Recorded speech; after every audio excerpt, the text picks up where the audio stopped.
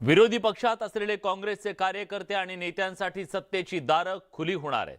भाजपचे प्रदेशाध्यक्ष चंद्रशेखर बावनकुळेंनी खुलं आव्हान दिले, ऑफर दिली आहे। भाजपचे दरवाजे खुले असल्याचं सांगत बावनकुळेंनी आधीच गरभगडीत झालेल्या काँग्रेसच्या अडचणी वाढवल्यात।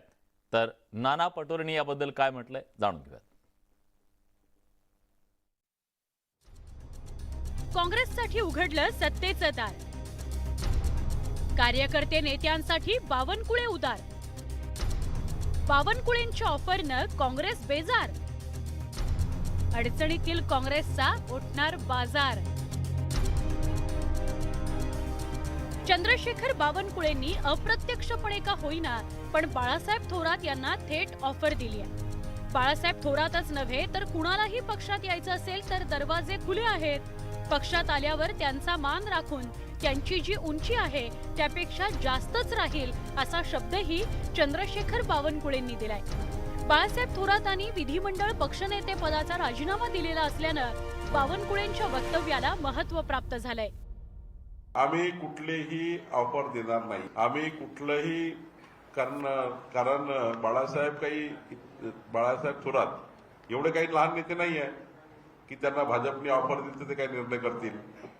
बाळासाहेब थोरात काही एवढे त्या ठिकाणी अविचारी नाही आहे की ते लहान लहान गोष्टींवर निर्णय करतील। पण त्यांच्यामध्ये काय सुरू आहे मला माहिती नाही, पण त्यांना कुणालाही, मी बाळासाहेब थोरातांचं नाव घेत नाही, कुणालाही भाजपमध्ये यायचं असेल तर आमचे दरवाजे उघडे आहेत।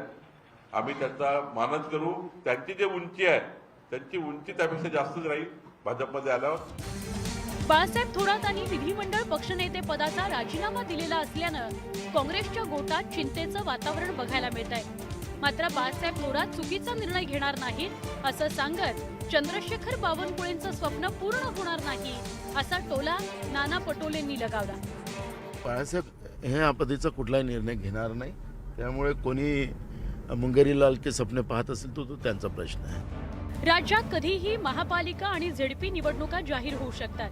पुढील वर्षी लोकसभा आणि विधानसभा निवडणुका होणार आहेत। या पार्श्वभूमीवर भाजपचं उघडलेलं दार काँग्रेसच्या दाराला कुलूप तर लावणार नाही ना असा प्रश्न आता निर्माण झालाय।